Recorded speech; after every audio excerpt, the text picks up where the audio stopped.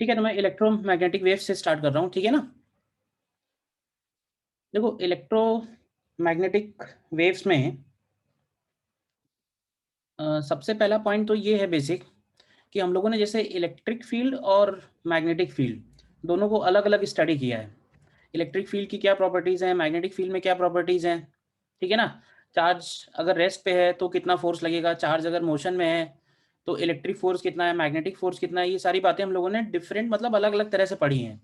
But actually है क्या ना, प्रैक्टिकली इलेक्ट्रिक फील्ड और मैग्नेटिक फील्ड हमेशा को एग्जिस्ट करते हैं, ठीक है ना। कुछ कुछ स्टैंडर्ड कंडीशंस को अगर हम हटा दें तो हम लोग बोल सकते हैं कि जितने भी प्रैक्टिकल सिचुएशंस हैं उन सभी सिचुएशंस में जहां भी इलेक्ट्रिक फील्ड टाइम का फंक्शन है या जहां भी मैग्नेटिक फील्ड टाइम का फंक्शन है तो वहां पे इलेक्ट्रिक फील्ड और मैग्नेटिक फील्ड हमेशा को एग्जिस्ट करेंगे। और ये जहां भी को एग्जिस्ट कर रहे हैं तो समझ लो कि वहां पे कोई ना कोई इलेक्ट्रोमैग्नेटिक वेव जनरेट हो रही है, ठीक है ना। तो एक तरह से इस चैप्टर में हमारे इलेक्ट्रिक फील्ड और मैग्नेटिक फील्ड दोनों के थोड़े थोड़े कॉन्सेप्ट्स यूज होंगे।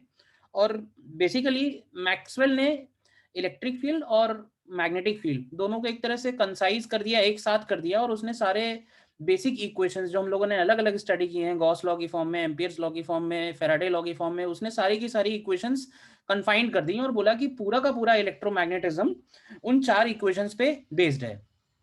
मतलब वो चार बेसिक इक्वेशन है for electric field and for magnetic field. तो इस चैप्टर में एक नया कॉन्सेप्ट इंट्रोड्यूस होता है, सबसे पहले हमें उसी को समझना है, and that concept is called, इसका नाम है कॉन्सेप्ट ऑफ डिस्प्लेसमेंट करंट, ठीक है। तो अभी तक जो भी करंट हम लोग बोलते थे, जिस करंट को अभी तक हम लोग जानते थे इससे पहले, वो करंट थी कंडक्शन करंट। मतलब जो वायर में फ्लो कर रही है that is conduction current. But जो डिस्प्लेसमेंट करंट है it is different from conduction current. तो सबसे पहले तो उसने लॉजिक दिया कि ये आई कहां से, ठीक है। तो उसको समझने के लिए अगर हम एक चार्जिंग ऑफ कैपेसिटर का सर्किट लें, ध्यान से समझना। चार्जिंग ऑफ कैपेसिटर मतलब एक बैटरी ले ली, ठीक है, एक रेजिस्टेंस हो गया, और उसके साथ हम लोगों ने ये कैपेसिटर लगा दिया।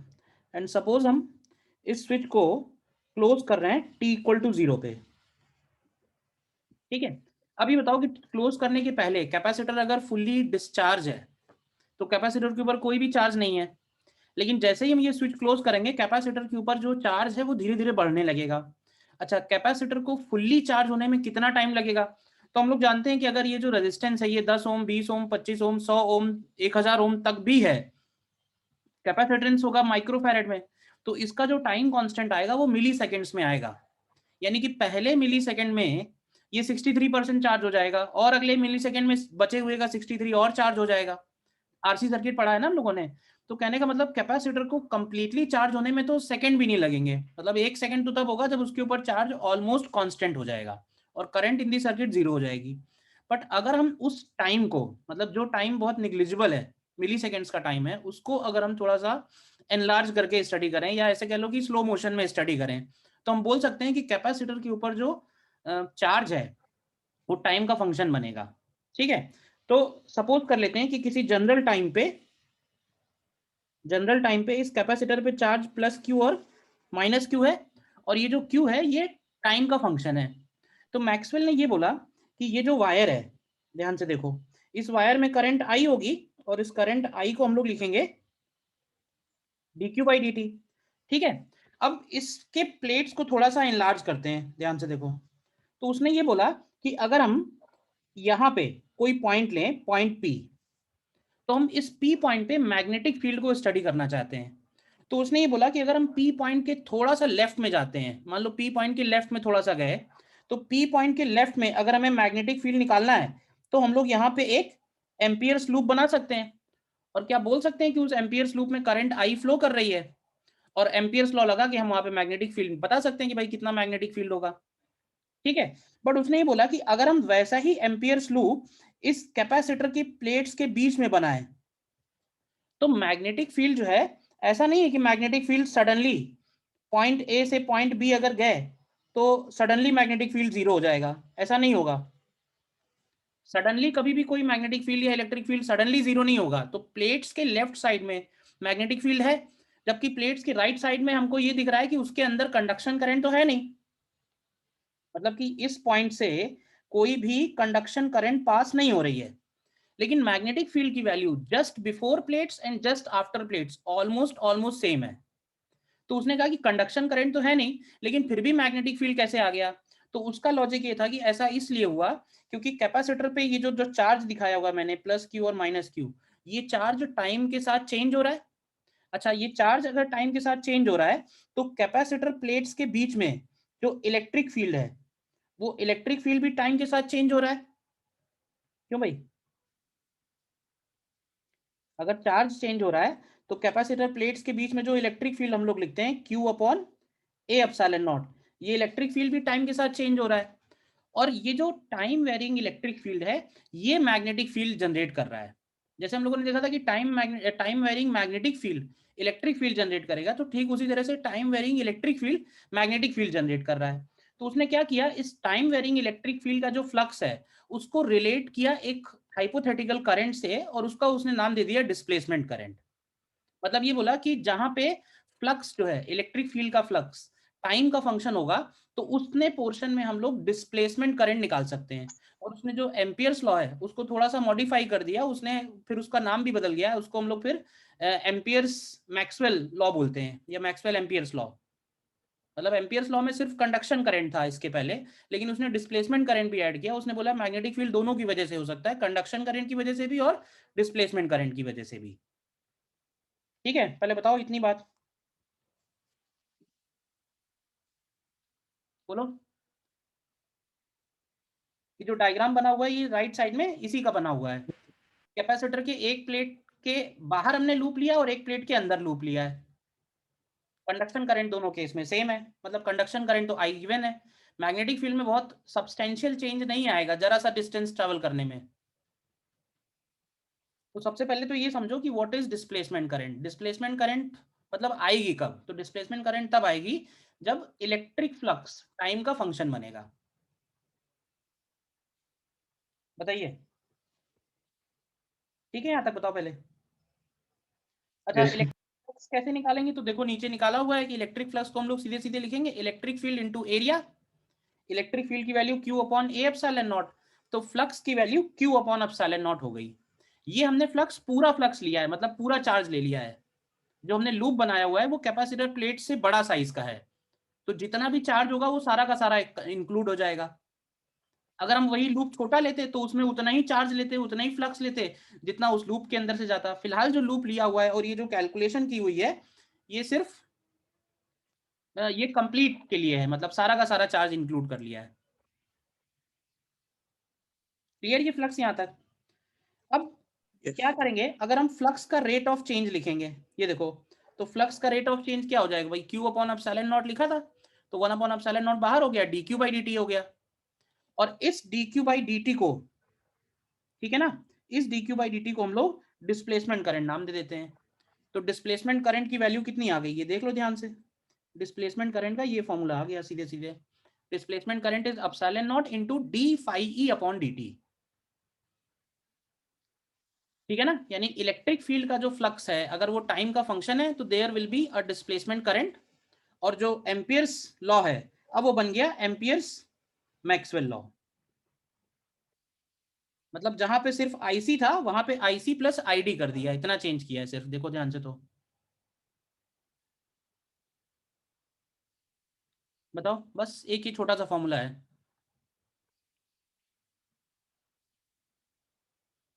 Clear? Yes ID is called displacement current which arises due to time varying electric field।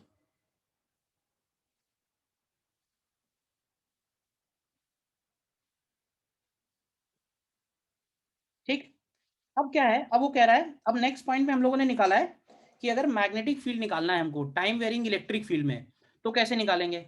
तो देखो ये मैंने क्या किया है, वो जो जो प्लेट्स ली है ना कैपेसिटर की, उसको सर्कुलर प्लेट लिया हुआ है, क्योंकि सर्कुलर सिमेट्री रहेगी तो उस पर हमें वो बी डॉट डी एल वाला फॉर्मूला लगाना भी ईजी होगा, क्योंकि अगर सिमेट्री नहीं रहेगी तो फिर से प्रॉब्लम हो जाएगा।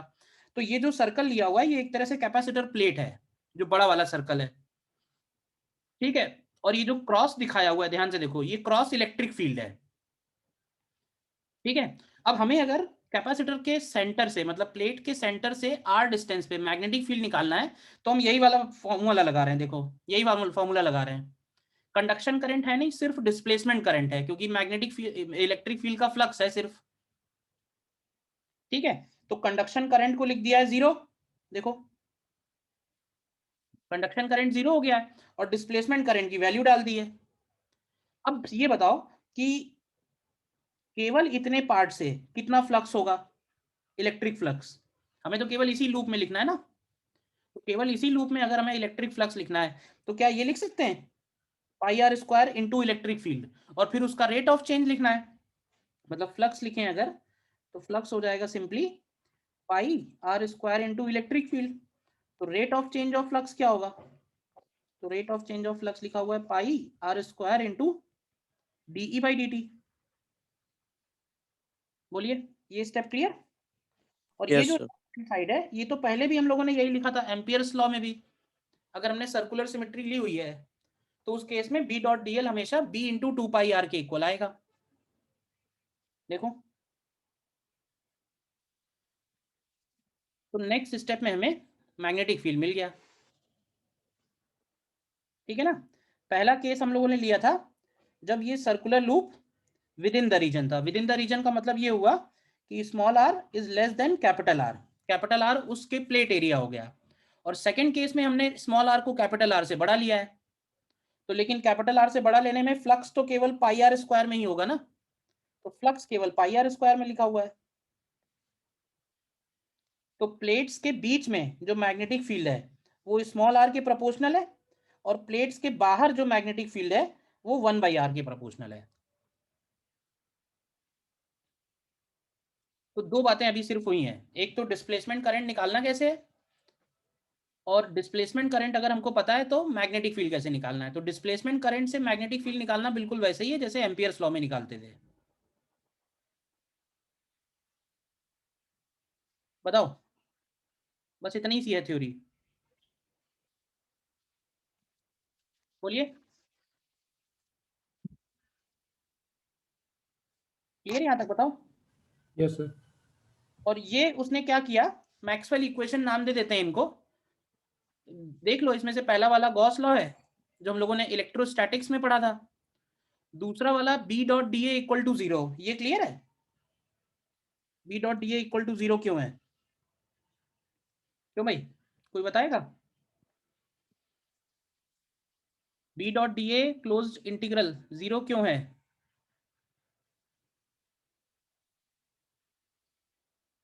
So due to dot product है. नहीं, डॉट प्रोडक्ट है इसलिए नहीं।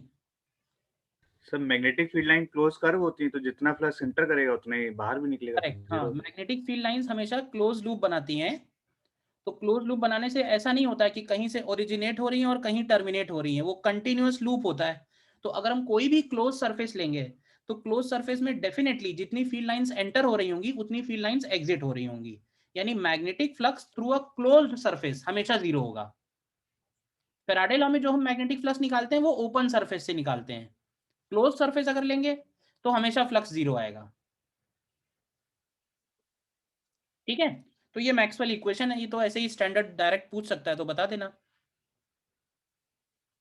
इस चैप्टर में सिर्फ ये लास्ट वाली इक्वेशन मॉडिफाई हुई है, बाकी तीनों तो पुरानी ही है। ठीक है, अब ये क्वेश्चन एक बार पढ़ के देखो, हो जाएगा क्या। देखिए रीड करके बोलिए, इसमें देखो क्या क्या दिया हुआ है, ध्यान से पढ़ो। कह रहा है कि सर्कुलर प्लेट्स का रेडियस दिया हुआ है, कैपेसिटेंस दिया हुआ है, और t इक्वल टू 0 पे हमने इसको r और e से कनेक्ट किया है, रेजिस्टेंस और बैटरी से। और हमें पॉइंट P पे मैग्नेटिक फील्ड निकालना है। ध्यान से देखो, तो ये जो पॉइंट P है ना, ये प्लेट्स के बीच में है। तो हमें ये चाहिए होगा कि सेंटर से पॉइंट P का कितना डिस्टेंस है। ठीक है ना, कौन से टाइम पे निकालना है वो भी दिया हुआ है। कह रहा है कि calculate magnetic field at P halfway, halfway मतलब r/2 पे after time t equal to 10⁻³ seconds. तो एक्चुअली हमें क्या चाहिए होगा ये बताओ। देखो हम लोग अगर इसमें फॉर्मूला लगाएं तो हम लोग लिखेंगे एम्पियर्स लॉ का लेफ्ट हैंड साइड होगा b इंटू 2πr, बोलो, और इधर आएगा mu not epsilon not into d by d T, अभी लिखा था ना, और इंटू आर, क्यों भाई, इंटू पाई आर स्क्वायर, बताओ, अभी लिखा था ना, ये देखो, ये जो लिखा हुआ है, ये वाली line, mu not epsilon not pi r square into d by d t, ठीक है। तो हमें एक तरह से डी बाई डी टी चाहिए अल्टीमेटली। तो E की वैल्यू क्या लिखेंगे, तो देखो E की वैल्यू प्लेट्स के लिए बन जाएगी Q upon A epsilon not. तो ध्यान रखना Q की वैल्यू तो हो जाएगी CV 1 minus e to the power minus t by tau. ध्यान रखना A की जगह लिखेंगे पाई कैपिटल R स्क्वायर, और जब हम इसको डिफरेंशिएट करेंगे तो यहाँ से DE बाई डी टी निकल आएगा, और DE बाई डी टी भी टाइम का फंक्शन आएगा। तो हमें ये भी पता है कि कौन से टाइम पे पूछा हुआ है, बोलिए, क्लियर है क्वेश्चन? Yes.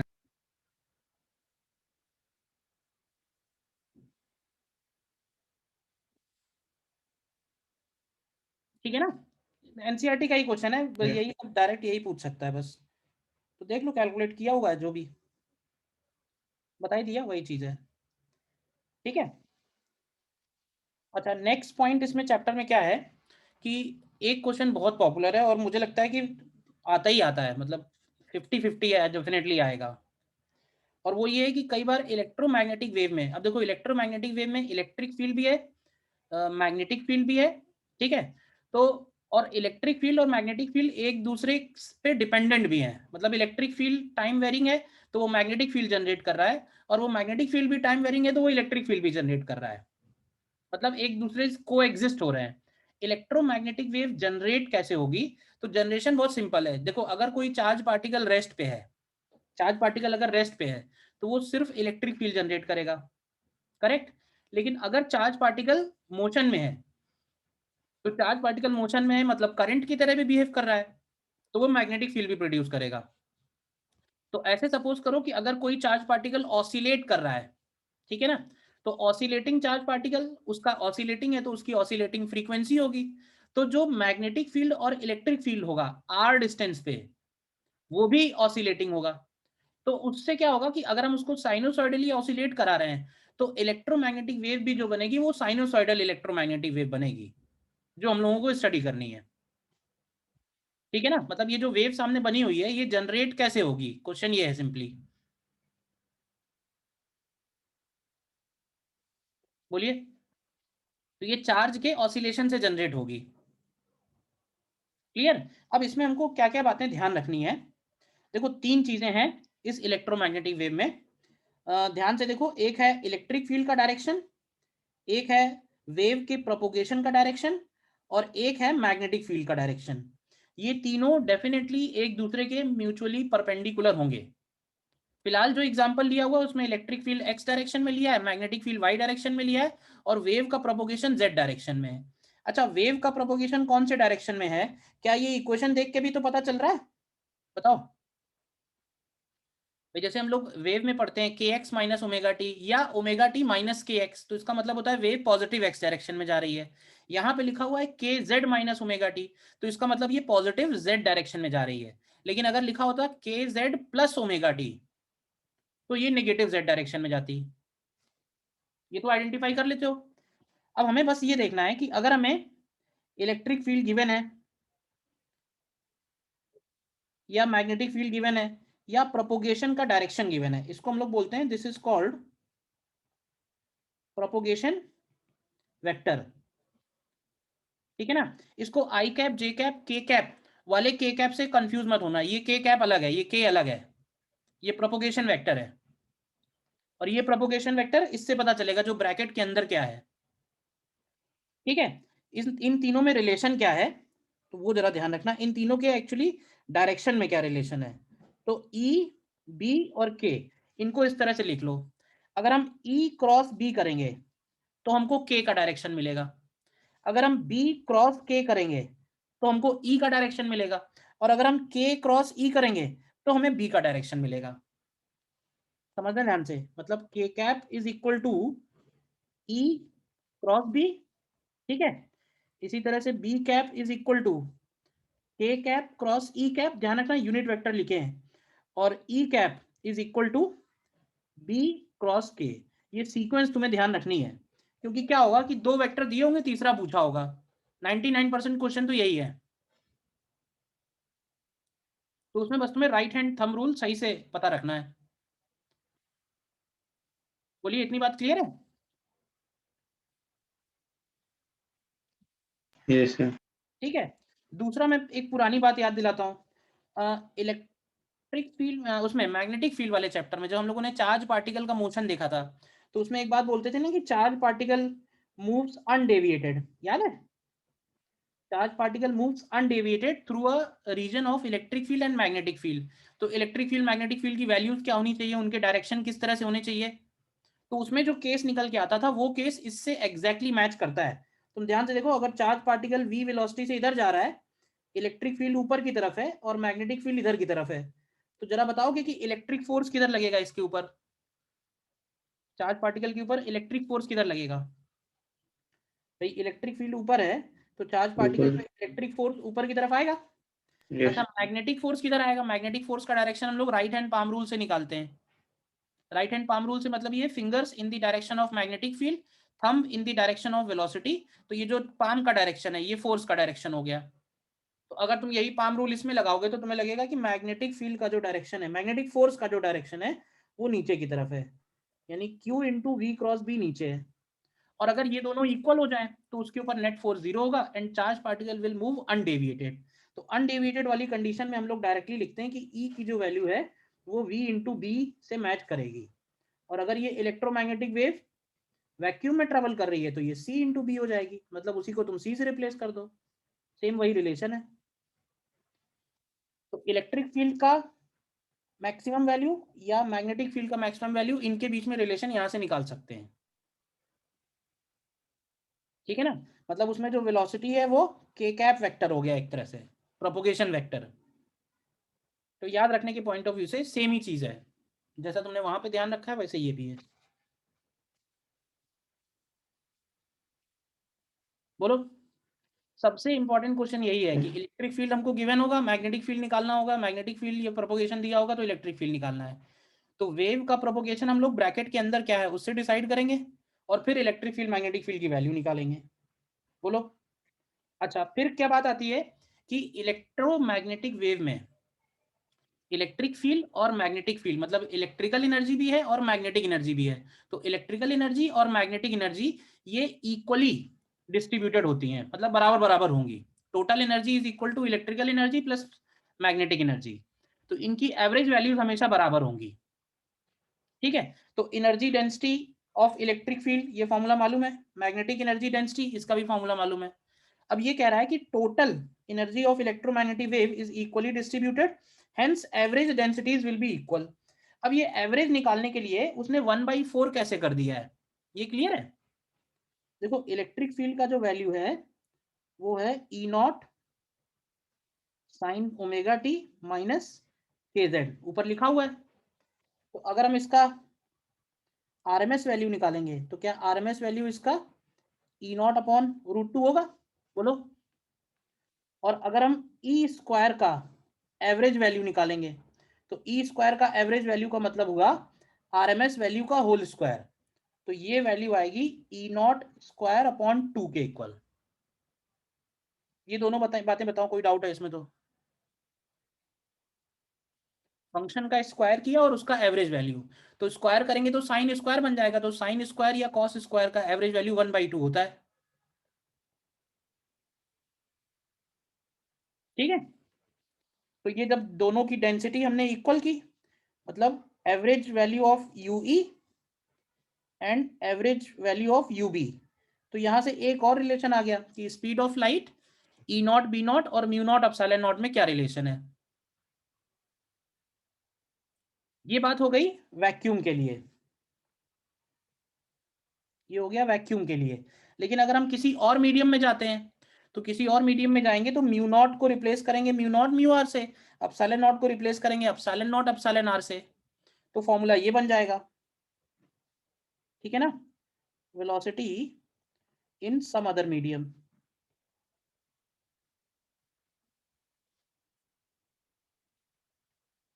बोलिए,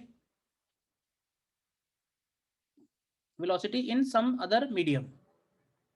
ठीक है, अब है क्या, अब इसमें यहाँ पे एक अप्रोक्सीमेशन लगा हुआ है। अब वो अप्रोक्सीमेशन ये है कि जो म्यू आर है यानी रिलेटिव परमिएबिलिटी, ये रिलेटिव परमिएबिलिटी की जो वैल्यू है नॉर्मली ये 1 ही होगी। मतलब ऐसे देखें, पीरियोडिक टेबल में मेजॉरिटी एलिमेंट्स जो है वो नॉन मैग्नेटिक है। नॉन मैग्नेटिक का मतलब ये हुआ कि उसके लिए म्यू आर की वैल्यू 1 है। कुछ मटेरियल हैं जो मैग्नेटिक हैं तो उनके लिए म्यू आर की वैल्यू आएगी, तो उनकी बात नहीं हो रही है। तो ज्यादातर मटेरियल्स के लिए, मतलब कि इन जनरल, जैसे ग्लास ही ले लिया तो इन जनरल ग्लास के लिए भी म्यू आर का वैल्यू 1 होगा। तो म्यू आर अगर हम 1 कर दें ऊपर वाले फॉर्मूले में, रिफ्रैक्टिव इंडेक्स याद है कैसे निकालते हैं? रिफ्रैक्टिव इंडेक्स होता है speed of light in vacuum upon speed of light in other any other medium. तो रिफ्रैक्टिव इंडेक्स का फॉर्मूला ये निकल के आएगा, और उसमें म्यू आर को अगर हम 1 रख दें तो ये एक इंपॉर्टेंट फॉर्मूला है जो एक तरह से रिफ्रैक्टिव इंडेक्स और डाइलेक्ट्रिक कांस्टेंट को रिलेट कर रहा है। ठीक है ना, ये जो एप्सिलॉन आर लिखा है ये बेसिकली डाइलेक्ट्रिक कांस्टेंट ही तो है। बताइए। Yes, sir. मतलब रिफ्रैक्टिव इंडेक्स का डायरेक्टली डाइलेक्ट्रिक कांस्टेंट से रिलेशन है ये। तो एक ये फॉर्मूला इंपॉर्टेंट है।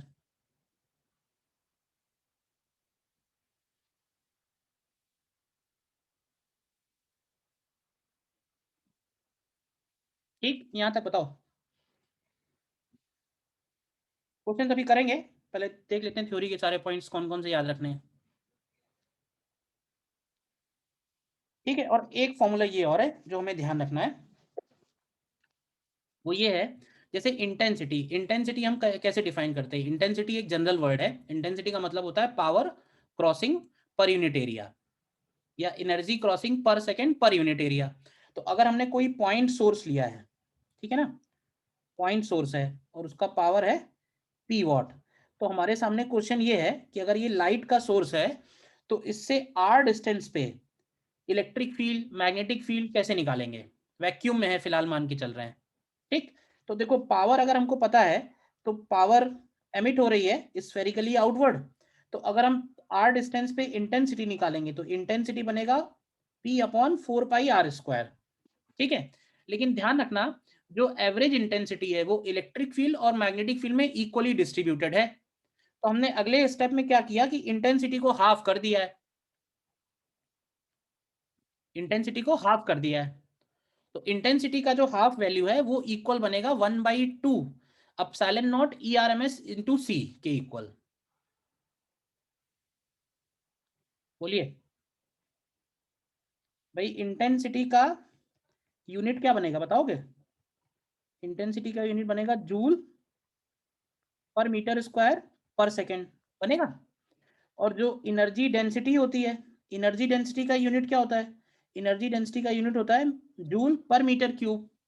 तो है क्या, एनर्जी डेंसिटी में अगर हम स्पीड ऑफ लाइट से मल्टीप्लाई करेंगे तो ये बन जाएगा जूल पर मीटर स्क्वायर पर सेकेंड। देखो ध्यान से, तो एनर्जी डेंसिटी, ठीक है ना, में मल्टीप्लाई करेंगे अगर हम स्पीड ऑफ लाइट का, क्योंकि जो वेव है वो स्पीड ऑफ लाइट से आगे बढ़ रही है, या जो फोटॉन्स हैं वो स्पीड ऑफ लाइट से आगे बढ़ रहे हैं। ये सी से मल्टीप्लाई क्यों कर रहे हैं ये मैं वैसे भी याद दिला सकता हूँ, हम लोगों ने वो पढ़ा है ना, फोटोन डेंसिटी याद है? फोटोन डेंसिटी को हम लोग लिखते थे ना, photon flux, photon flux and divided by speed of light. तो ये डिराइव किया था, छोटा सा फॉर्मूला था। तो फोटोन फ्लक्स होता है पर मीटर स्क्वायर और फोटोन डेंसिटी होती है पर मीटर क्यूब पर सेकेंड। तो एक तरह से फोटोन डेंसिटी में हम सी मल्टीप्लाई करेंगे तो पर मीटर स्क्वायर मिल जाएगा। तो ये फॉर्मूला एक हमारे लिए फिर से इंपॉर्टेंट हो जाएगा अगर हमें डायरेक्टली इलेक्ट्रिक फील्ड की वैल्यू निकालनी है किसी पॉइंट सोर्स से आर डिस्टेंस पे।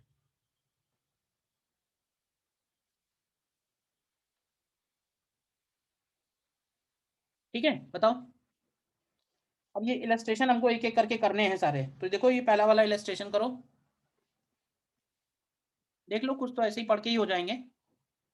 देखो ये फर्स्ट इलस्ट्रेशन, हाँ ये फर्स्ट वाला क्लियर है। फर्स्ट में देखो क्या कह रहा है, अ प्लेन इलेक्ट्रोमैग्नेटिक वेव, उसका फ्रीक्वेंसी गिवन है, ट्रैवल इन फ्री स्पेस यानी कि वैक्यूम है, along x डायरेक्शन मतलब पॉजिटिव x डायरेक्शन हो गया, at a particular time electric field हमको दिया हुआ है, मैग्नेटिक फील्ड पूछा हुआ है। तो अगर वैक्यूम है, इलेक्ट्रिक फील्ड पता है, मैग्नेटिक फील्ड इलेक्ट्रिक फील्ड मालूम है, मैग्नेटिक फील्ड निकालना है, तो डायरेक्ट ही रिलेशन है इलेक्ट्रिक फील्ड और मैग्नेटिक फील्ड का। बोलिए। हाँ, ये हो सकता है कि इसका डायरेक्शन कैसे निकालेंगे। तो डायरेक्शन निकालने के लिए जो भी मैंने पहले बताया था कि वेव किधर ट्रैवल कर रही है। अब ध्यान से देखना, वेव ट्रैवल हो रही है पॉजिटिव एक्स डायरेक्शन में, यानी कि के कैप जो है वो पॉजिटिव एक्स डायरेक्शन है। और इलेक्ट्रिक फील्ड देखो ध्यान से, इलेक्ट्रिक फील्ड है वाई डायरेक्शन में। अपने आप निकाल के देखो, इलेक्ट्रिक फील्ड है वाई डायरेक्शन में, तो मैग्नेटिक फील्ड किधर होगा। तो अब ऐसे समझो कि अगर हम के और ई में, ये देखो क्या लिखा हुआ है, अगर हमें बी निकालना है तो क्या करना होगा। बी निकालने के लिए हम लोग के क्रॉस ई कर सकते हैं, प्रोपोगेशन क्रॉस इलेक्ट्रिक फील्ड। तो प्रोपोगेशन है एक्स डायरेक्शन और इलेक्ट्रिक फील्ड है वाई डायरेक्शन। तो अगर के क्रॉस ई करेंगे यानी एक्स क्रॉस वाई, तो क्या हमको प्लस जेड मिलेगा। क्यों भाई, तो ये प्लस जेड वाला जो डायरेक्शन है ये मैग्नेटिक फील्ड हो जाएगा। बताओ, और मैग्नीट्यूड निकाल ही लिया है। ठीक है, बोलिए फर्स्ट रिलेशन में कोई डाउट है तो। सेकंड देखो ध्यान से, अपने आप करो, सेकंड ट्राई करो अपने आप, लिख के करो तभी ध्यान रहेगा और तभी उसका फायदा है।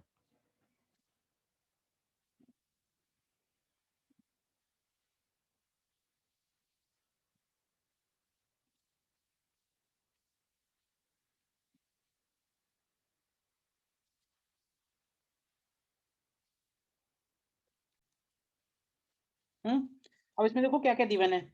ये जो वैल्यू गिवन है ये हो गया बी नॉट का वैल्यू एक तरह से। तो बी नॉट हो गया 2 × 10⁻⁻⁷।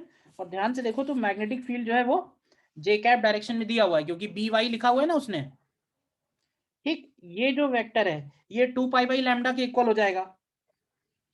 के होता है ना के एक्स, तो 2π/λ हो गया 0.5 × 10⁻³ और के एक्स प्लस दिया हुआ है। तो के एक्स प्लस का मतलब हुआ ये नेगेटिव एक्स डायरेक्शन में जा रही है, यानी प्रोपोगेशन वेक्टर जो है वो माइनस आई कैप होगा। बताते जाओ। और ये जो दिया हुआ है ये ओमेगा हो गया, इसको हम लोग 2π न्यू लिख देंगे, तो फ्रीक्वेंसी आ जाएगा। इलेक्ट्रिक फील्ड का डायरेक्शन किधर होगा बताओगे। मैग्नीट्यूड तो सीधे सीधे B/C हो जाएगा। अच्छा, सी है या नहीं है वो चेक करना पड़ेगा, क्योंकि ये ओमेगा है, सॉरी ये के है, ये ओमेगा है। तो स्पीड ऑफ वेव हम लोग निकाल सकते हैं ना। स्पीड ऑफ वेव क्या लिखेंगे, ओमेगा/के लिख सकते हैं। तो ओमेगा/के करोगे तो देखो जी 3 × 10⁸ आ रहा है। ठीक है, तो जो आ रहा है उसी के हिसाब से हम लोग ई की वैल्यू कैलकुलेट कर लेंगे। तो ई की वैल्यू हो जाएगी B0/C। अब ई का डायरेक्शन किधर होगा बताओगे, ई का डायरेक्शन किधर होगा। अब देखो ई निकालने के लिए फिर से ये वाला मैं कहूंगा, अगर ई चाहिए तो हमें B×K करना पड़ेगा। B×K, बी किधर है, बी है जे कैप डायरेक्शन में और के किधर है, के इधर की तरफ है -x में। तो B×K करेंगे तो कौन सा डायरेक्शन आएगा। तो भाई प्लस के कैप आएगा या माइनस के कैप। प्लस के। प्लस के कैप आ जाएगा बस। क्लियर है सेकंड एग्जांपल, बोलिए।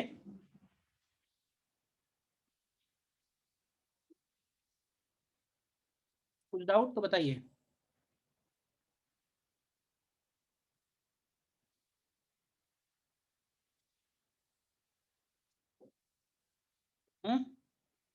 ठीक है ना। नेक्स्ट देखो इलस्ट्रेशन 3।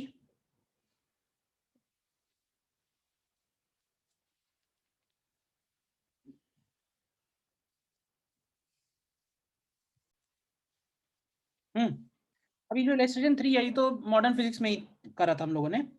कह रहा है कि लाइट का एनर्जी फ्लक्स दिया हुआ है, मतलब कि इंटेंसिटी दी हुई है तुमको एक तरह से, Wm/cm², मतलब इंटेंसिटी दिया हुआ है। और ये लाइट जो है वो नॉन रिफ्लेक्टिंग सरफेस पे परपेंडिकुलरली इंसिडेंट हो रही है।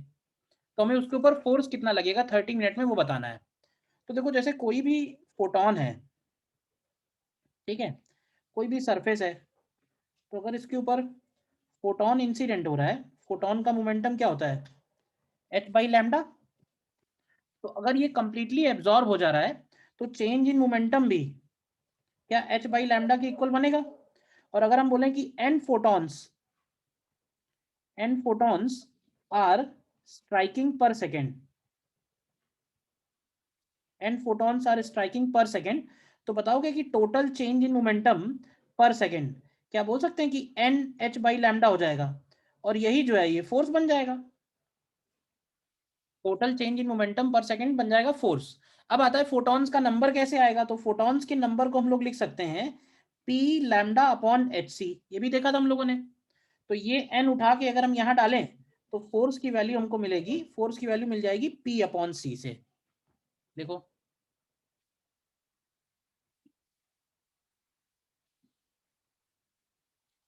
क्लियर है, बताओ।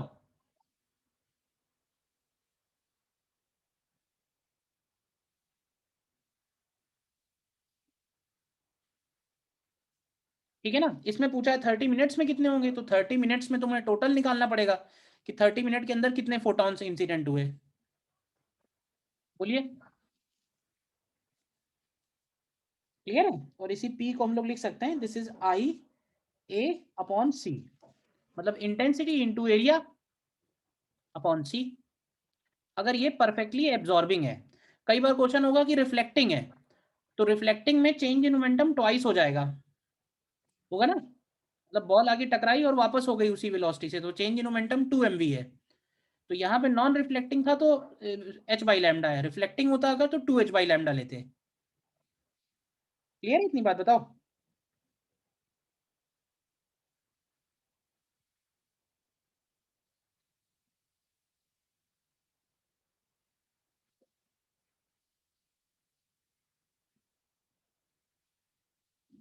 बोलिए, ये एग्जांपल Yes. क्लियर है। Yes, sir. एक्चुअली इस क्वेश्चन में जो एग्जांपल सॉल्व कर रखा है तो एनसीईआरटी में जैसे किया हुआ ऐसे ही कॉपी है, इसमें हमें उसकी जरूरत नहीं थी ना टाइम की, क्योंकि हमें पावर हाँ, अपॉन सी कर देना है सीधे सीधे, टाइम की जरूरत नहीं है क्योंकि एवरेज फोर्स है ना। yes. तो ये दिया हुआ है इंटेंसिटी, इंटेंसिटी में हम ए का मल्टीप्लाई करेंगे तो बन जाएगा पावर, और power upon speed of light कर देना सिंपली, टाइम की जरूरत नहीं पड़ेगी, वही आंसर आएगा, चेक कर लेना। इन्होंने पहले टाइम मल्टीप्लाई किया फिर टाइम से डिवाइड किया, ठीक है ना। नेक्स्ट क्वेश्चन देखो, 4th नंबर।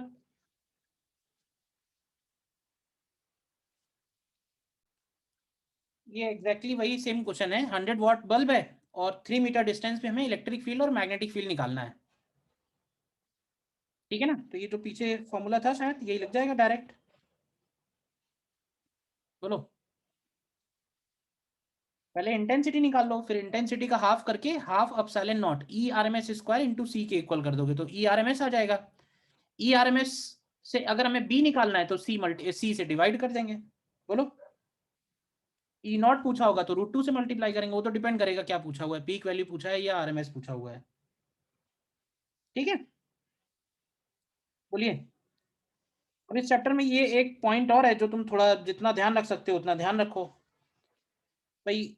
जो इलेक्ट्रोमैग्नेटिक स्पेक्ट्रम है इसमें अलग अलग रेंज में क्या नाम है, क्या फ्रीक्वेंसीज हैं, मतलब कोई एक चीज याद रखो, फ्रीक्वेंसी या वेवलेंथ, सीक्वेंस ध्यान रखो, बाकी ये तो पता ही है, लाइट के लिए तो पता ही है 400 to 700 वाला,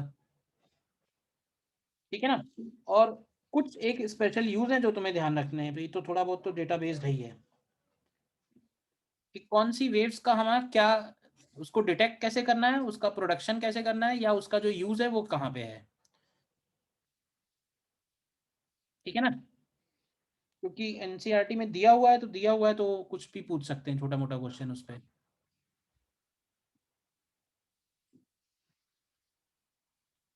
बोलिए।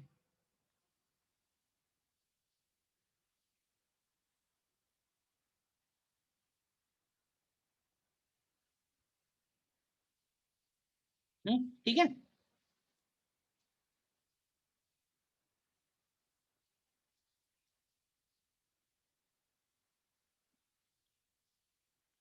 डीबीबी के क्वेश्चंस करें कुछ?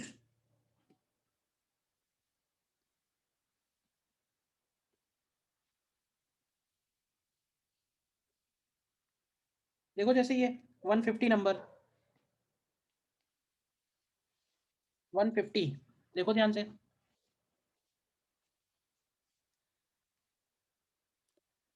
इसमें हमको मैग्नेटिक फील्ड दिया हुआ है, ठीक है ना? और मैग्नेटिक फील्ड के एक्सप्रेशन से हमको मैग्नेटिक फील्ड का मैग्नीट्यूड भी पता चल जाएगा और वेव का प्रोपोगेशन डायरेक्शन भी पता चल जाएगा, और उससे हमको इलेक्ट्रिक फील्ड निकालना है। 99% तुम देखोगे यही क्वेश्चन आया है, कभी ई दिया होगा, कभी बी दिया होगा, मतलब आज सबसे आसान क्वेश्चन ही है पूरे सारे क्वेश्चंस में से, मुझे लगता है। बोलिए, तो प्रोपोगेशन डायरेक्शन इसका कितना है? प्रोपोगेशन डायरेक्शन देखोगे तो माइनस आई कैप है? तो एक तरह से के कैप की वैल्यू माइनस आई कैप है, और मैग्नेटिक फील्ड किधर की तरफ दिया हुआ है? मैग्नेटिक फील्ड जो है वो के कैप में दिया हुआ है। तो ई कैसे निकालेंगे? वो सीक्वेंस ध्यान रखो, ई कैसे निकालेंगे? तो बी क्रॉस के करेंगे तो ई की वैल्यू आएगी, तो बी क्रॉस के करेंगे तो के क्रॉस माइनस आई, तो प्लस जे आएगा या माइनस जे आएगा, बताओ? माइनस जी। के क्रॉस माइनस आई करेंगे अगर हम लोग, के क्रॉस माइनस आई, तो माइनस जे बचेगा। Yes sir. तो अब देखोगे तो माइनस जे का तो एक ही ऑप्शन है, वही आंसर है। यस।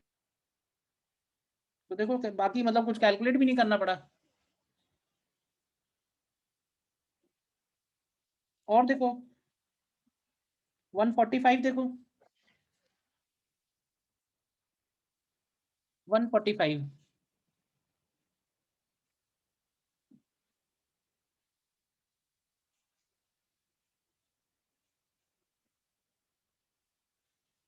अब इलेक्ट्रॉन के ऊपर मैग्नेटिक फोर्स पूछा है और इलेक्ट्रॉन की वेलोसिटी दी हुई है, तो हमें मैग्नेटिक फील्ड सबसे पहले निकालना है। तो इलेक्ट्रिक फील्ड गिवन है, मैग्नेटिक फील्ड सबसे पहले पता करना है। तो वेव का प्रोपोगेशन डायरेक्शन किधर है, फिर से मैं कहूंगा, तो ओमेगा टी माइनस के एक्स है, तो इसका मतलब है कि वेव का जो प्रोपोगेशन डायरेक्शन है वो प्लस आई कैप है। और इलेक्ट्रिक फील्ड कौन से डायरेक्शन में है? तो इलेक्ट्रिक फील्ड जो है वो जे कैप डायरेक्शन में है। तो बी कैप कैसे निकलेगा? बी कैप को क्या लिखेंगे? के माइनस के क्या? के क्रॉस ई या ई क्रॉस के?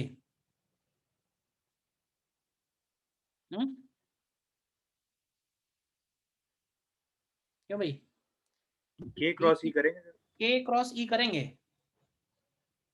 तो के यस क्रॉस सर। ई अगर करोगे तो प्लस के कैप आएगा। हाँ सर, प्लस के।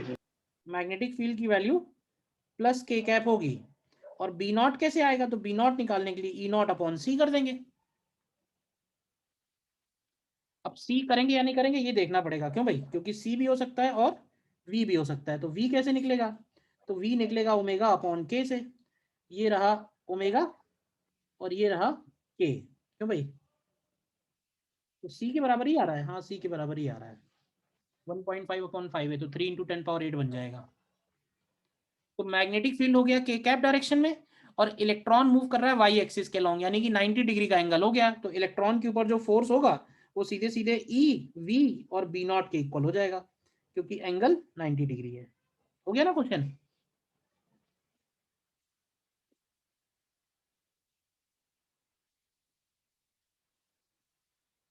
ठीक है।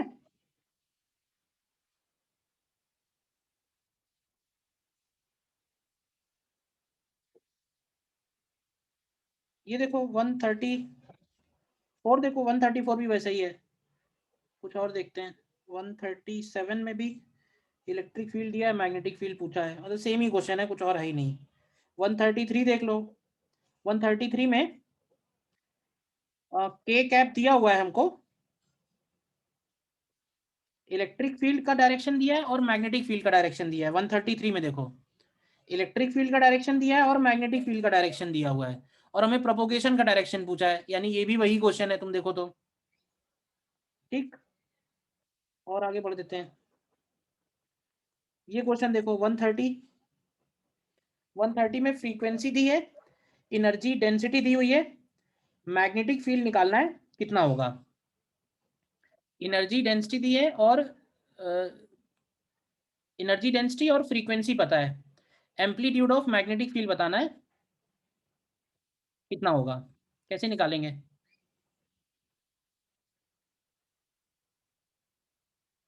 क्यों भाई?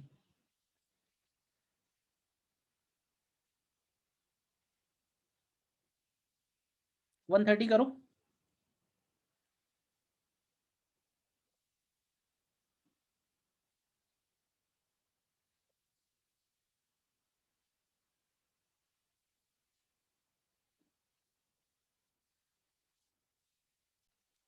अब ये बताओ कि जो एनर्जी डेंसिटी दी है, ये मैग्नेटिक फील्ड का दिया है या टोटल दिया है? एनर्जी डेंसिटी टोटल है या सिर्फ मैग्नेटिक फील्ड का है? टोटल। अब कुछ नहीं लिखा है तो मतलब टोटल ही है ना। तो टोटल में को हमें क्या करना पड़ेगा? हाफ करना पड़ेगा, और इसको हम 1/2 म्यू नॉट स्क्वायर, 1/2 क्या बल्कि 1/2 म्यू नॉट, क्या लिखते हैं इसको? बी स्क्वायर लिखते हैं ना, बी आर कौन म्यू नॉट के इक्वल करेंगे 1.02 10⁻⁻8 डिवाइडेड बाई 2 को। बताओ। तो यहाँ से हमें बी RMS निकल के आएगा, ध्यान रखना। लेकिन अगर हमें बी नॉट चाहिए तो हमें √2 मल्टीप्लाई और करना पड़ेगा। देखो आ रहा है आंसर?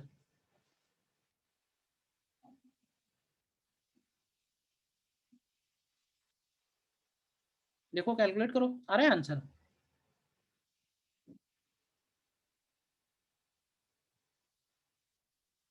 स्मॉल एन टी ही होना चाहिए, small n capital T, nano tesla. आ रहा है आंसर? 130 का आना चाहिए, बी 160। ठीक है, देखो 126, देखो 126 भी वही क्वेश्चन है फिर से। वेव कौन से डायरेक्शन में प्रोपोगेट कर रही है वो दिया हुआ है, ठीक है ना।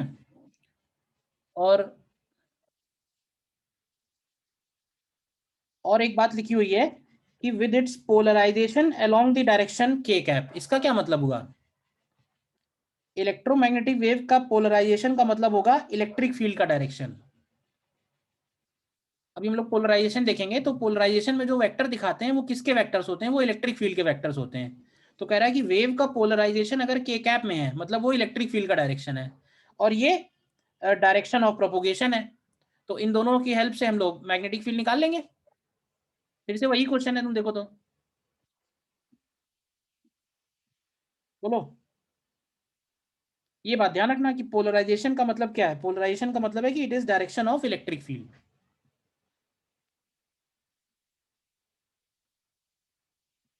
ठीक है, और देख लो, ये देखो 124, बहुत सारे क्वेश्चन है और तुम देखो ज्यादातर तो यही है, बी से ई निकालना, ई से बी निकालना, और कुछ है ही नहीं।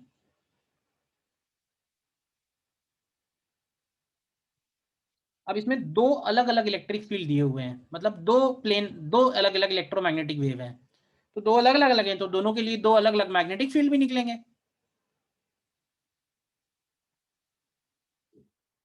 ये वाला करके देखो, अच्छा क्वेश्चन है। टू इलेक्ट्रिक फील्ड्स गिवन है, दो अलग अलग वेव है, दोनों इलेक्ट्रिक फील्ड का डायरेक्शन अलग है, दोनों इलेक्ट्रोमैग्नेटिक वेव्स का डायरेक्शन ऑफ प्रोपोगेशन भी अलग है, और पार्टिकल ओरिजिन पे है और उसकी वेलोसिटी हमको दी हुई है जे कैप डायरेक्शन में। तो उस पार्टिकल के ऊपर हमें इंस्टेंटेनियस फोर्स निकालना है। अब ध्यान रखना कि वो फोर्स जो है इलेक्ट्रिक फील्ड का भी फोर्स लगेगा उसके ऊपर और मैग्नेटिक फील्ड का भी लगेगा। तो पहले मैग्नेटिक फील्ड निकालो, B1 और B2।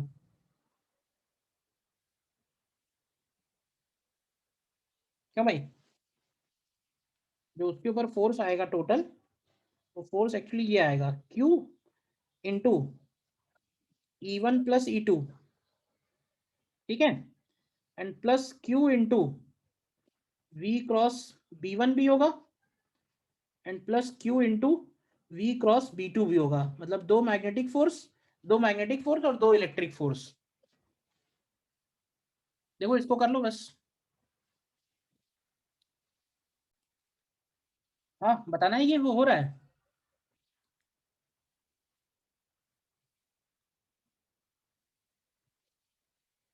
बोलिए। हो गया सर। आंसर इसका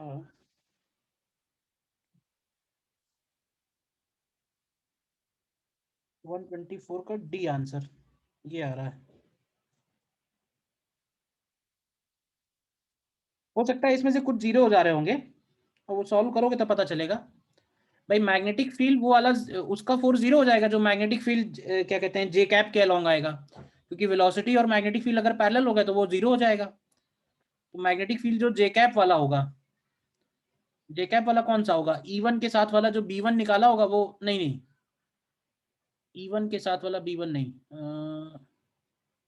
परपेंडिकुलर ही आ रहे हैं, दोनों ही परपेंडिकुलर आ रहे हैं शायद ना। जीरो कोई नहीं हो रहा है सर। हाँ जीरो कोई नहीं हो रहा है, ठीक। क्योंकि एक आ रहा होगा के कैप में मैग्नेटिक फील्ड और एक आ रहा होगा आई कैप में, तो जे कैप के तो दोनों ही परपेंडिकुलर हो गए। Yes sir. तो ये चारों फोर्स निकालने पड़ रहे हैं। अच्छा क्वेश्चन हो गया फिर तो, टाइम टेकिंग भी हो गया।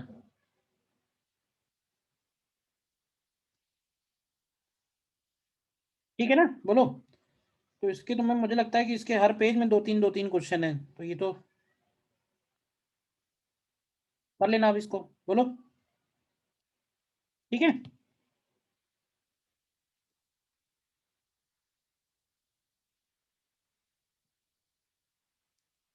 नेक्स्ट फिर इसके बाद देख लेते हैं पोलराइजेशन भी।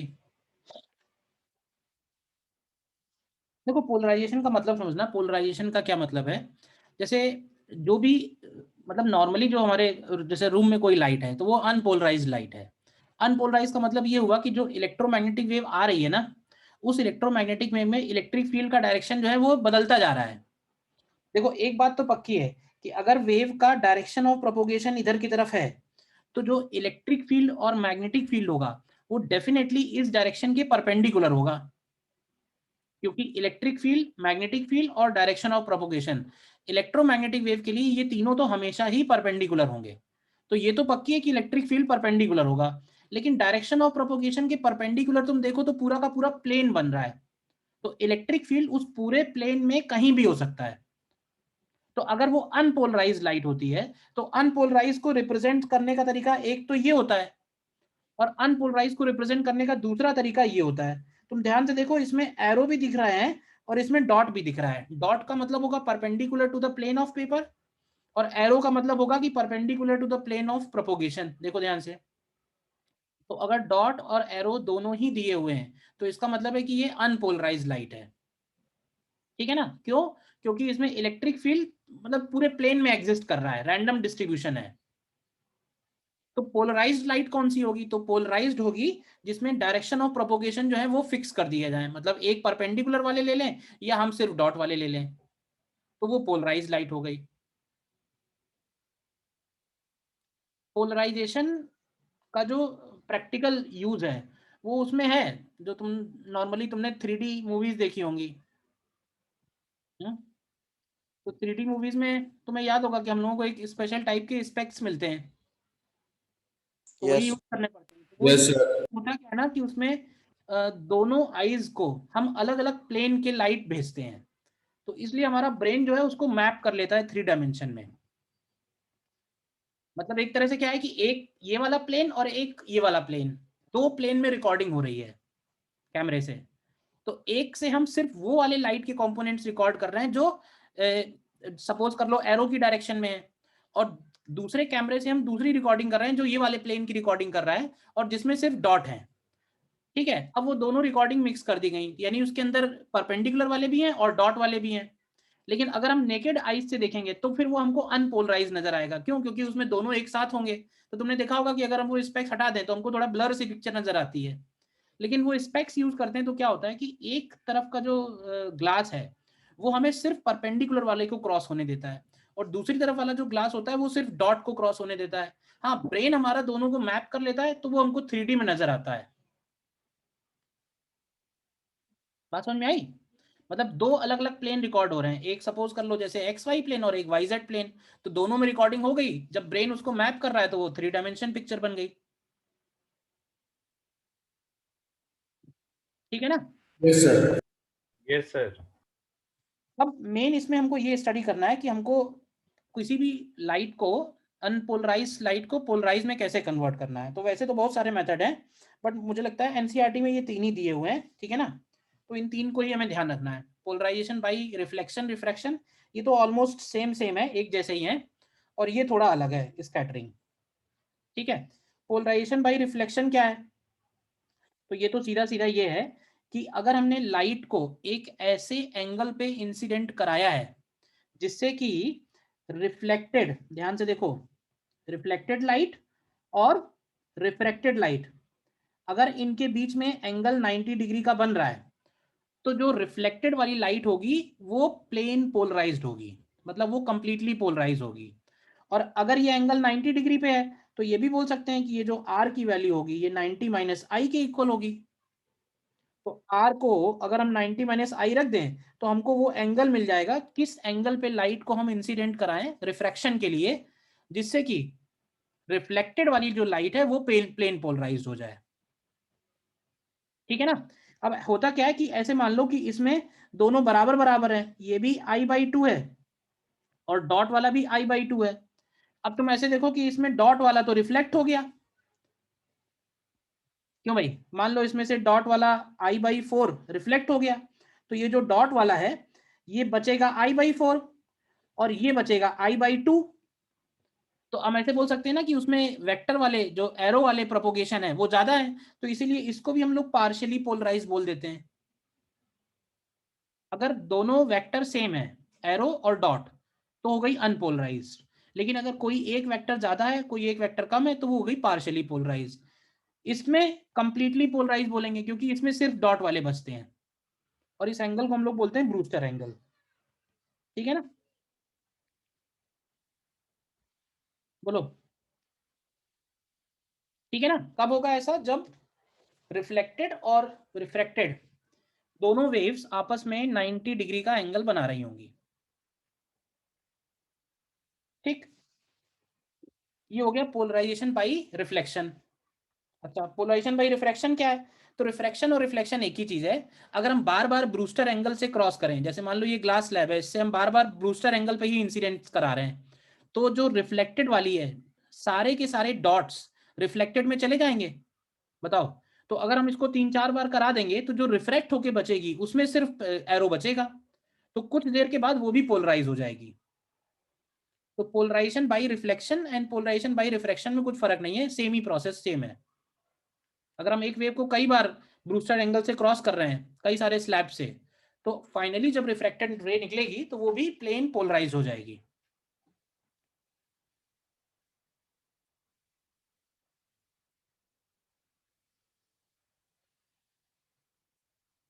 बोलिए, क्लियर है? और ये थोड़ा अलग है, पोलराइजेशन बाई स्कैटरिंग।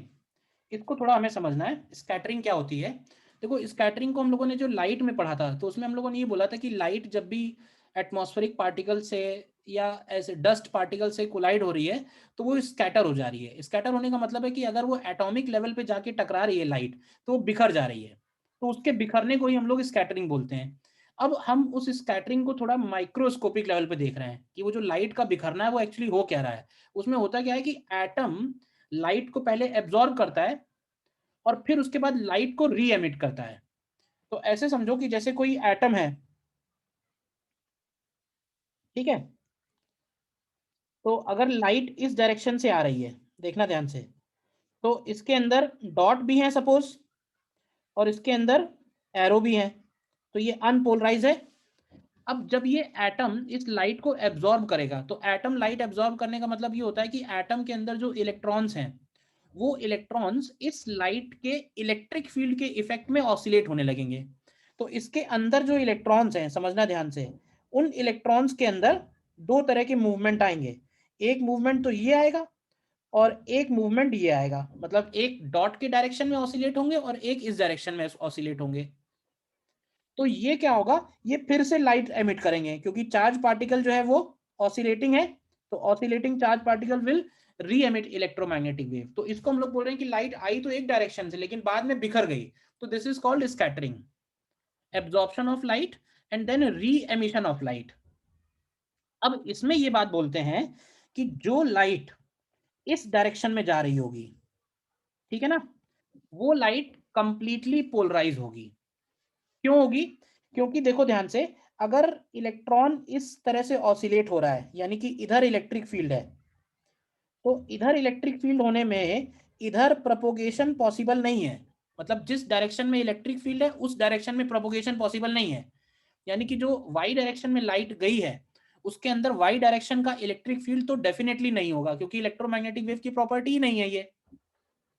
तो इसका मतलब हुआ कि वाई डायरेक्शन में जो लाइट जा रही है उसमें सिर्फ और सिर्फ डॉट वाले कंपोनेंट इलेक्ट्रिक फील्ड के हो सकते हैं। बात समझ में आई? तो इसीलिए इसको हम लोग बोलते हैं कि जिस डायरेक्शन से लाइट एब्जॉर्ब कर रहा है एटम, उसके परपेंडिकुलर डायरेक्शन में जो लाइट एमिट हो रही है वो कंप्लीटली पोलराइज है। बाकी जो लाइट एमिट हो रही है वो पोलराइज नहीं है, वो पार्शियली हो सकती है या अनपोलराइज हो सकती है, लेकिन जो परपेंडिकुलर डायरेक्शन में एमिट हो रही है एब्जॉर्प्शन के परपेंडिकुलर, वो कंप्लीटली पोलराइज है। तो ये प्रोसेस समझ में आ गया? बताओ।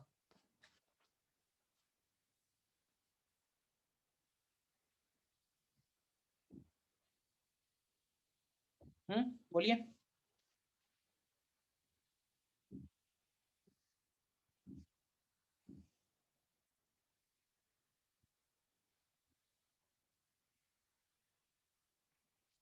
क्यों भाई?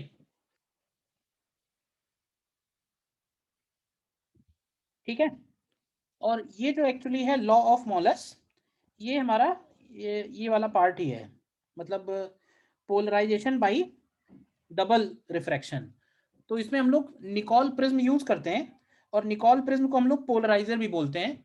तो ये सिंपली क्या करता है कि इसमें एक ट्रांसमिशन एक्सिस होगी और ट्रांसमिशन एक्सिस के पैरेलल वाले कंपोनेंट ही आगे पास करेंगे, ट्रांसमिशन एक्सिस के परपेंडिकुलर वाले कंपोनेंट कंप्लीटली ब्लॉक हो जाएंगे। तो अगर अनपोलराइज लाइट को हम क्रॉस कराते हैं तो होता क्या है कि अनपोलराइज में एरो और डॉट इक्वल होगा। तो अगर एरो और डॉट इक्वल है तो एक तरह से एरो क्रॉस हो जाएगा, क्यों भाई, और डॉट जो है वो कंप्लीटली ब्लॉक हो जाएगा। तो हम लोग डायरेक्ट भी बोल सकते हैं कि अगर इसकी इंटेंसिटी आई नॉट है तो पोलराइज होने के बाद intensity I not by two बचेगी। बताओ, पोलराइज होने के बाद intensity I not by two बचेगी। तो ये क्लियर है?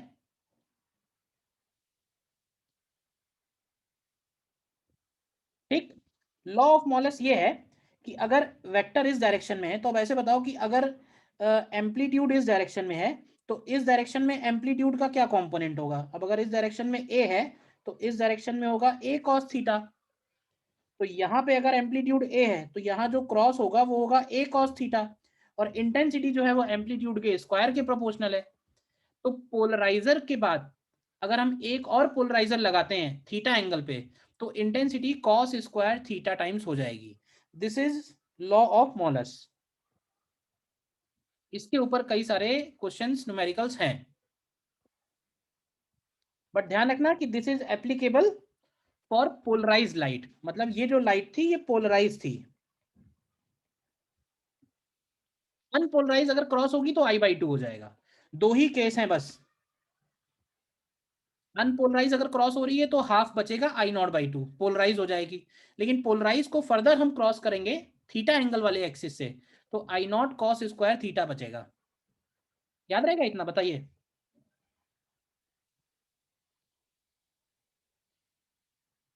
हम्म।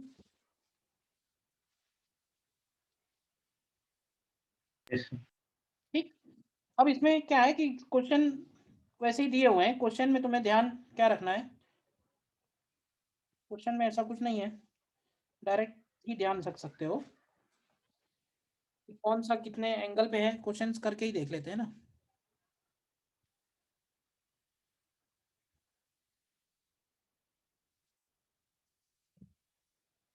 पोलराइजेशन के बहुत सारे तो नहीं होंगे, लेट्स सी।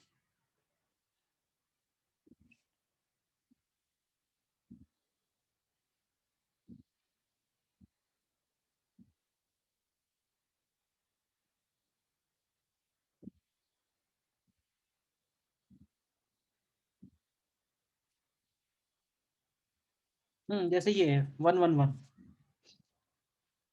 ठीक है। तो 111 अगर देखो आप ध्यान से तो क्या कह रहा है, a system of three polarizers P1, P2, P3 is set up such that path axis of P3 is crossed with respect to P1, यानी P1 और P3 90 डिग्री पे है और P2 जो है वो P3 से 60 डिग्री पे है। तो अनपोलराइज लाइट अगर आई नॉट क्रॉस हो रही है तो फाइनली कितना निकलेगा, आई नॉट अपॉन आई निकालना है। तो देखो जरा ध्यान से, तो सबसे पहले देखना, सबसे पहले मैंने लगाया है P1, ठीक है, तो ये P1 हो गया। अच्छा, P1 और P3 एक दूसरे से क्रॉस्ड है, तो क्रॉस्ड का मतलब ये हुआ कि P3 और P1 90 डिग्री पे हैं। ये P1 का डायरेक्शन था, तो P3 और P1 जो है वो 90 डिग्री पे है। और P2 किधर है, तो भाई P2 के बारे में क्या दिया है, P2 के बारे में दिया है कि P2 जो है वो P3 से 60 डिग्री एंगल पे है। तो ये बताओ अगर P3 से 63 है तो P1 से कितना होगा, P1 से ये 30 डिग्री पे होगा, बताओ करेक्ट। अब ऐसे देखो कि यहाँ पे अगर अनपोलराइज लाइट जा रही है, अनपोलराइज मतलब डॉट भी है क्रॉस भी है, तो इसकी इंटेंसिटी आई नॉट है, तो मैं कहूँगा कि P1 क्रॉस होने के बाद सिर्फ P1 के पैरेलल वाले कंपोनेंट बचेंगे और ये वैल्यू हो जाएगी आई नॉट बाई 2। बोलिए। अच्छा, P2 क्रॉस होने के बाद, तो P2 क्रॉस होने के बाद जो बचेंगे वो P2 के पैरेलल वाले बचेंगे और ये हो जाएगा आई नॉट बाई 2 कॉस स्क्वायर 30। बोलो। और P3 को क्रॉस करने के बाद क्या बचेंगे, क्यों भाई, तो P3 को क्रॉस करने के बाद आई नॉट बाई 2 कॉस स्क्वायर 30 और इसमें और क्या मल्टीप्लाई करेंगे, क्या फिर से कॉस स्क्वायर 60 और मल्टीप्लाई कर देंगे, बचेगा, क्यों भाई। और इसको ये कह रहा है आई, तो हमें आई नॉट अपॉन आई निकालना है, तो ये क्या आएगा 2 upon cos square 30 cos square 60 आ जाएगा। बोलिए। 111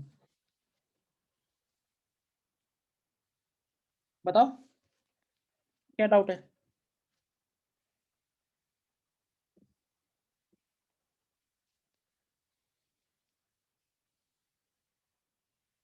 हम्म,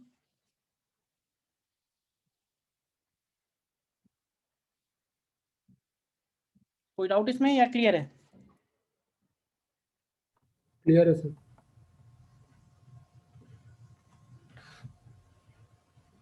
ठीक है, और देख लो एक क्वेश्चन,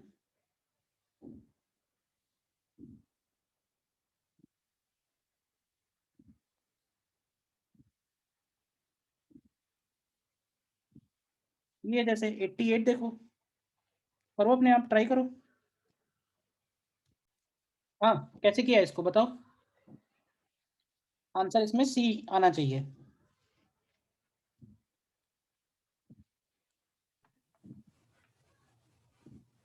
इसको तो लॉजिक से भी कर सकते हैं। हाँ, मतलब सर एक ऐसा एंगल 8 और 38 डिग्री के बीच में होना चाहिए जिसमें सर कॉस थीटा मतलब बराबर हो जाए। और हाँ सर मतलब कॉस, इधर इधर से लो या इधर से लो। हाँ, तो सर 38 प्लस 8/2 कर दिया सर 23 डिग्री। और सर यहाँ पे सर मिल नहीं रहा, तो सर 180 प्लस 23 डिग्री कर दिया।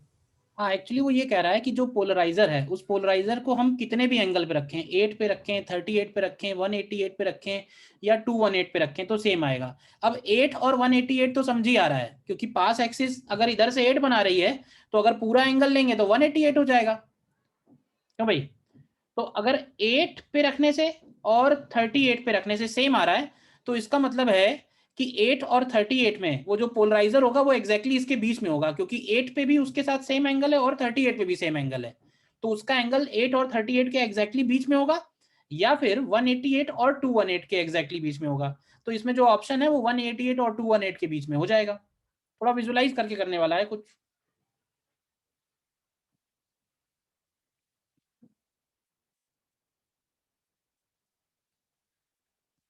ठीक है, बोलिए।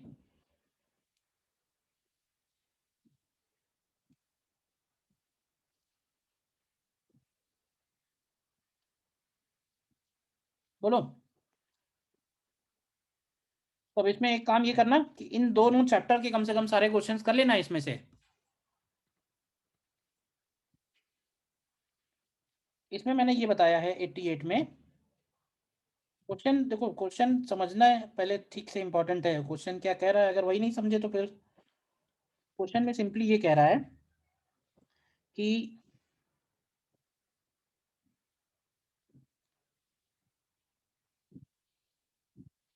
पोलराइज्ड लाइट है, ठीक है, और ये जो पोलराइज्ड लाइट है ये एक पोलराइजर पे इंसिडेंट हो रही है। तो मान लेते हैं कि पोलराइजर ये है, तो पोलराइजर और पोलराइज्ड लाइट के बीच में कह रहा है कि इन चारों एंगल्स पे जो ट्रांसमिशन वाला इंटेंसिटी है वो सेम है, ये है कहने का मतलब। तो ऐसे बोल सकते हैं ना कि अगर इधर की तरफ थीटा हो या इधर की तरफ थीटा हो, सेम बनेगा ना। अब थीटा पे भी यही होगा और ये वाला एंगल हो जाएगा 180 प्लस थीटा, तो 180 प्लस थीटा पे भी सेम होगा। तो हमें फाइनली ये थीटा निकालना है कि कितना होना चाहिए, मतलब चार डिफरेंट एंगल पे सेम आ रहा है। तो अगर हम 8 डिग्री पे रखते हैं, लेट से 8 डिग्री पे, 38 डिग्री पे, तो जो ट्रांसमिशन एक्सिस होनी चाहिए उसकी वो ये वाली होनी चाहिए, पोलराइजेशन वाली, क्योंकि इससे इधर और इससे इधर सेम एंगल पे सेम रहेगा। अच्छा 8 डिग्री और 188 डिग्री का एक ही मतलब हुआ, और 38 डिग्री और 218 डिग्री का मतलब भी एक ही हुआ। तो वो तो वैसे भी दोनों तरफ के हिसाब से है ना। तो आंसर हमारा 8 और 38 का बाइसेक्टर बनेगा या 188 और 218 का बाइसेक्टर बनेगा। क्लियर है, बताओ। Yes sir. तो इन दोनों चैप्टर्स के ईएम वेव्स के और पोलराइजेशन के, इनके तुम्हें क्वेश्चन मिलेंगे कम से कम, मुझे लगता है कम से कम 30 क्वेश्चन होने चाहिए। तो वो आप जरूर कर लेना अपने आप से। बोलो।